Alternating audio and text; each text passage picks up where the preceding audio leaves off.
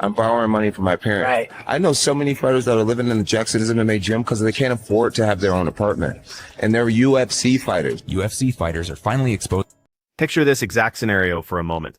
We're talking about fighter compensation, and let me be crystal clear here. The numbers are going to shock you completely. I'm talking about deeply disturbing levels that should alarm everyone. Veterans who've dedicated decades to this sport, alongside fresh faces stepping through those doors for the first time. Their experiences are creating uncomfortable questions that demand answers. Dana White's handling of this entire mess is honestly turning a terrible situation into something far worse than anyone anticipated. Get ready, because I'm diving deep into the real story happening behind closed doors. I'm getting less now for the UFC than I did for some of my Cage Warriors fights. Here's what most fans never witness when they're watching fights on weekend nights with friends and drinks.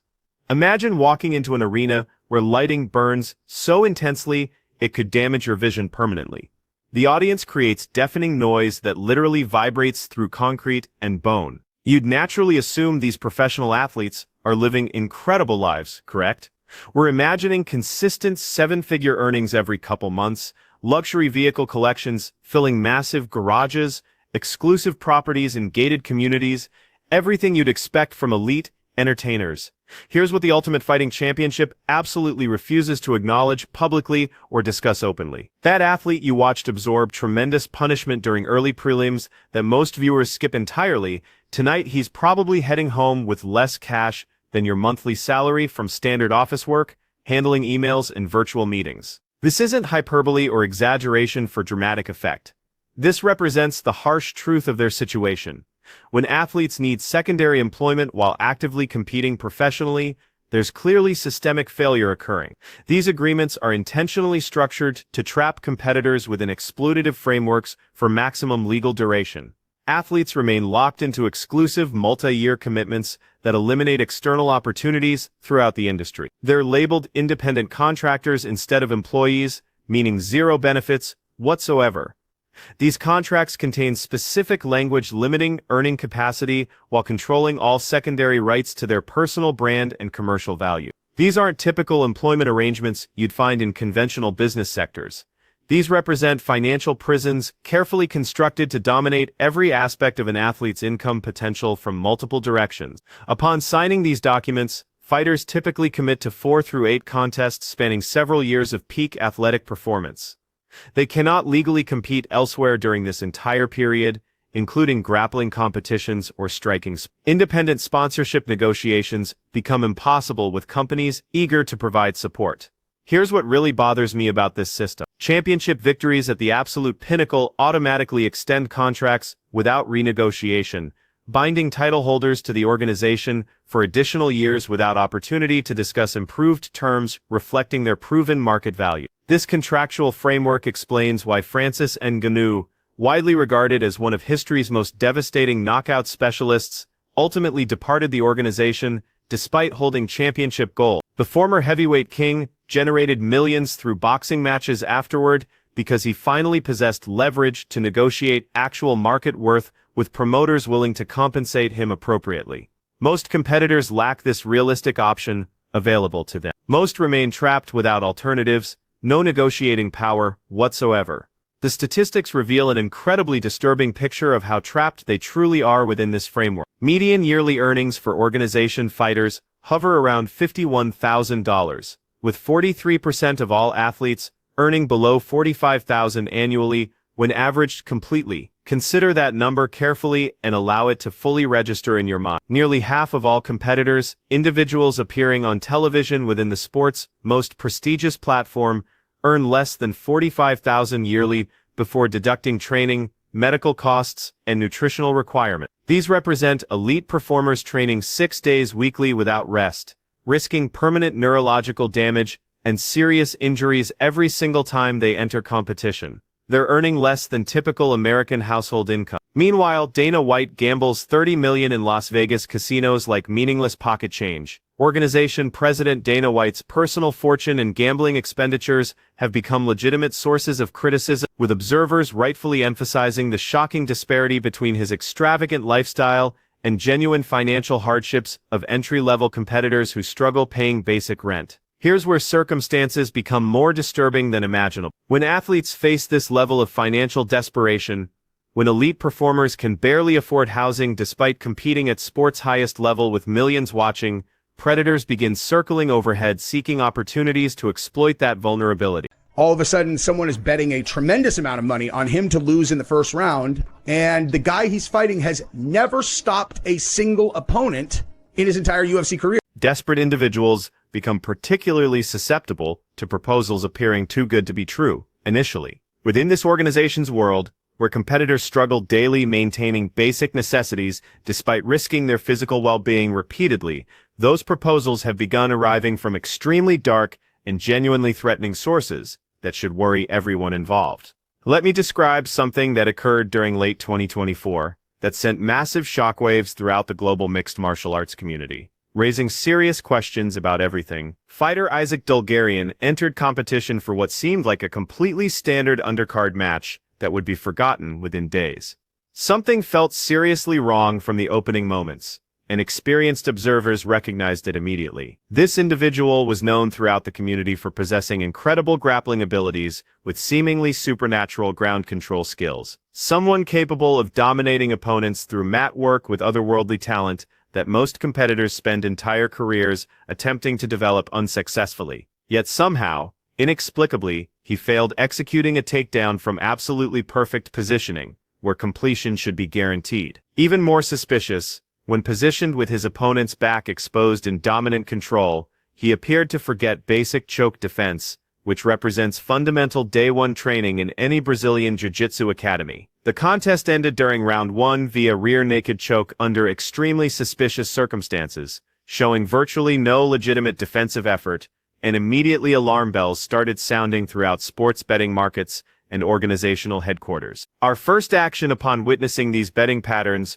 was contacting the FBI immediately. That's Dana White describing events following suspicious wagering activity flagged by U.S. Integrity, the independent monitoring company that oversees gambling for the organization specifically to prevent exactly these situations. Federal investigators now examine every layer of organizational infrastructure. They're analyzing referees, judges, matchmakers, and support personnel to determine whether any non-competitor staff may have profited financially from manipulated results. The Federal Bureau of Investigation is literally investigating whether fights are being deliberately manipulated for gambling profits. Allow that reality to settle completely and consider the massive implications for this sport. This isn't an isolated occurrence whatsoever. This represents part of a troubling pattern extending back years for those who know where to investigate. Remember the James Krause scandal that devastated the community? During early 2020s, investigators uncovered a massive betting operation involving multiple fighters, coaches, and team members at Glory MMA facility in Kansas City. Fighter Derek Minner entered competition as heavily favored based on his record and demonstrated ability. Suddenly, someone possessing inside information began placing enormous wagers on him, losing specifically during round 1 by knockout, which seemed problematic given his opponent had literally never stopped any competitor by knockout throughout his entire Touchera career, up to that moment. Somehow, those guys never went to jail, never went to prison, and they broke up Glory. The fight played. Everything unfolded exactly as suspicious betting predicted, down to specific round and finishing method. Minner attempted a low kick, appearing normal, then immediately seemed injured beyond explanation as if suffering severe ligament damage. He threw another kick using the same supposedly injured leg moments later, which makes absolutely no sense if genuinely hurt, dropped dramatically like he'd been shot, and got stopped by the official. The entire team disbanded.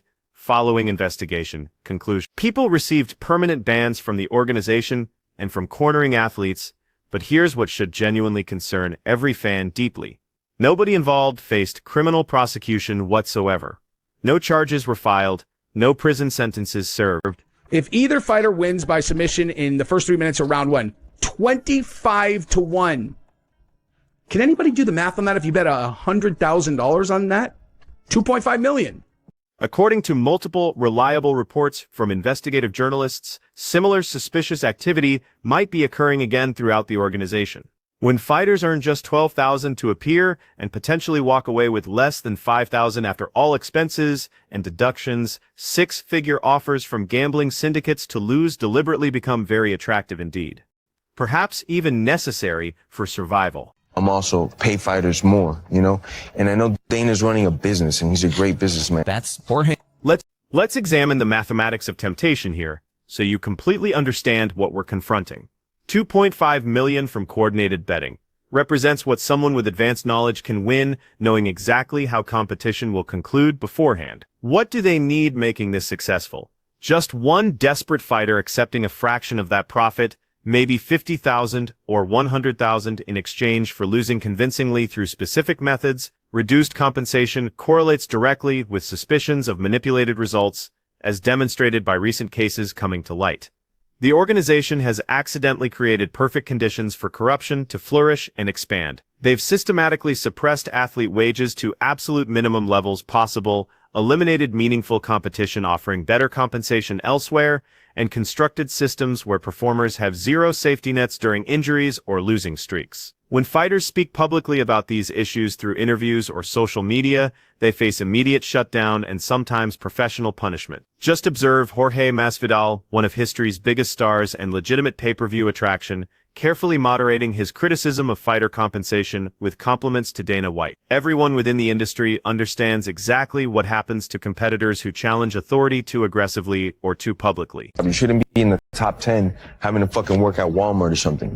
Top 10 global competitors, legitimate elite athletes, working retail jobs between training sessions just to pay bills and support families. This represents UFC's brutal reality in 2025, and Jon Jones, arguably history's greatest mixed martial artist by objective measures, has witnessed this reality firsthand throughout his career. I'm borrowing money from my parents. Right. I know so many fighters that are living in the Jackson's MMA gym because they can't afford to have their own apartment. And they're UFC fighters. These aren't amateurs. These aren't prospects hoping for future success when developing skills. These are actual contracted organization athletes, individuals who've reached sport's highest level and proven themselves, sleeping in training facilities because they cannot afford rent, despite being professional competitors on the roster. The question becomes, how did we arrive here? How did a sport generating billions yearly end up treating athletes worse than minor league baseball treats players, worse than virtually any professional sport? The answer lies within the organization's early history and deliberate decisions made by leadership over past decades. During early 2000s, base compensation for preliminary fighters was as low as $2,000 or $5,000 per contest, with win bonuses matching or doubling amounts. From the beginning of the modern era, the organization treated fighter compensation as something requiring minimization and suppression rather than celebration or prioritization as investment. As the organization expanded explosively from a $2 million purchase into multi-billion-dollar empire, that fundamental philosophy never changed whatsoever. The Reebok agreement in 2015 worsened conditions for struggling competitors across all divisions. Previously, fighters earned significant income, sometimes exceeding fight compensation, from individual sponsorships appearing on shorts, banners, and equipment. The 2015 Reebok agreement, later becoming the Venom deal, replaced individual sponsorships entirely with standardized tiered payments, $4,000 for newcomers to $40,000 for champions, drastically reducing external revenue across all levels. Overnight, competitors lost one of their most important and reliable income sources completely without warning or compensation. Mid-tier fighters, who might have earned $50,000 yearly from sponsorships, with supplement companies, gyms, and local businesses, suddenly had to survive entirely on whatever the organization decided, providing through new systems. Grayman, former title challenger, competing at absolute highest levels, earned around $40,000 for high-stakes championship bouts, generating millions in revenue, prompting him to publicly compare organization fighters to strippers receiving whatever tips someone feels like giving. And what does Dana White say when confronted with overwhelming evidence during press conferences? What's his response to proof that his organization systematically underpays athletes, making the entire enterprise possible? He tells fighters how special they are,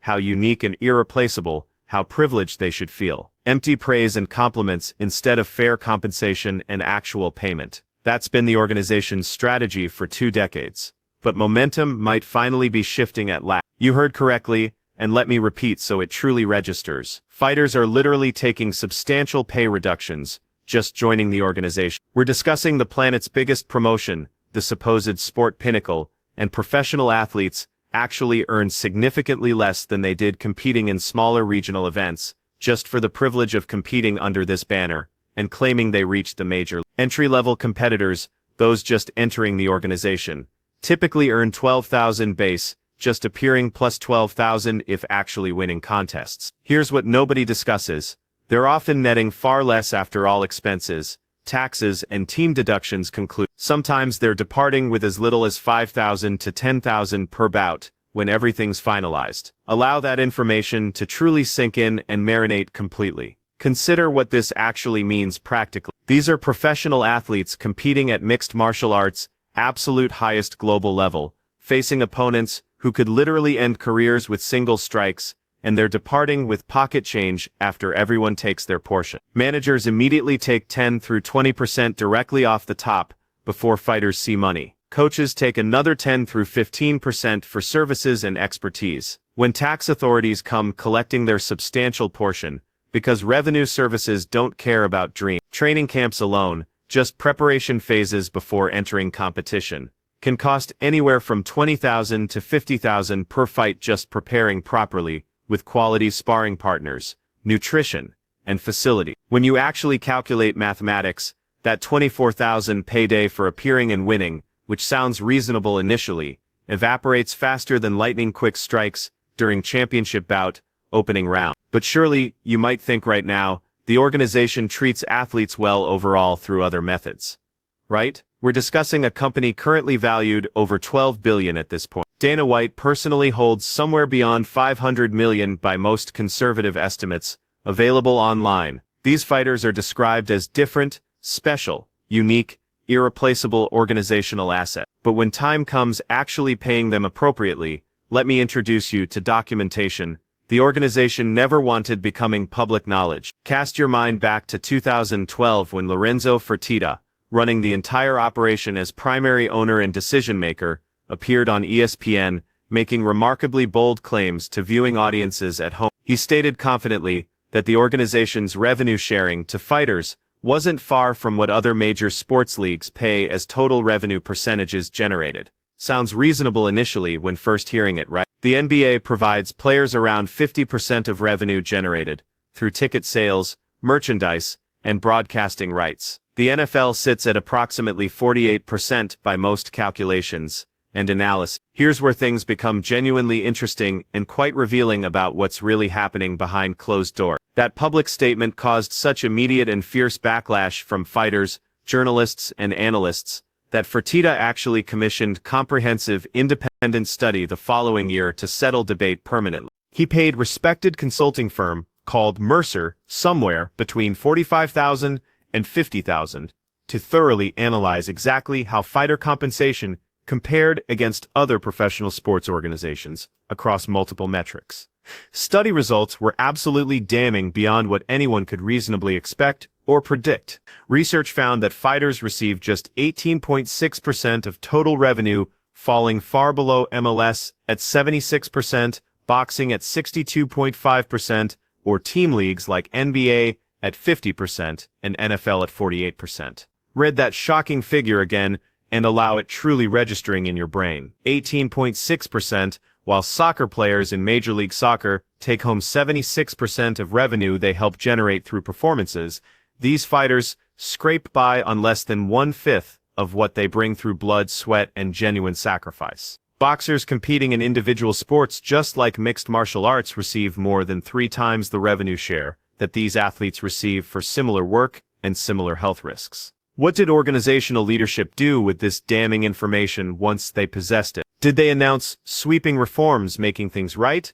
Did they increase fighter compensation to something even remotely resembling fairness or industry standards? Obviously not, because that would require actually caring about athletes as human beings rather than assets. Pre-2016 sale investor presentation shown to potential buyers explicitly capped future fighter revenue shares at 20%, to maintain healthy profit margins for ownership. The organization literally used this independent study determining exact maximum amounts they could keep fighter compensation suppressed while still attracting wealthy investors purchasing the company. They weren't seeking opportunities helping athletes live better lives or provide for family. They were actively seeking ways maximizing profits at direct expense of men and women who bleed for entertainment every weekend in arenas worldwide. Now you might wonder at this point how the organization escapes this systematic exploitation year after year without major consequence. After all, wouldn't fighters just go elsewhere if compensation was genuinely so terrible? That question brings us directly to one of the absolute dirtiest aspects of this entire operation that mainstream media never discusses honestly. The organization deliberately created what economists call monopsony, which represents markets dominated by single buyers, allowing them unilaterally dictating terms to sellers who have zero alternative. When Zuffa LLC bought the struggling organization back in 2001 for just $2 million, which seems laughable now, they immediately started systematically purchasing all marketplace competition. Pride Fighting Championships in Japan, which many considered superior at the time, was purchased and completely absorbed.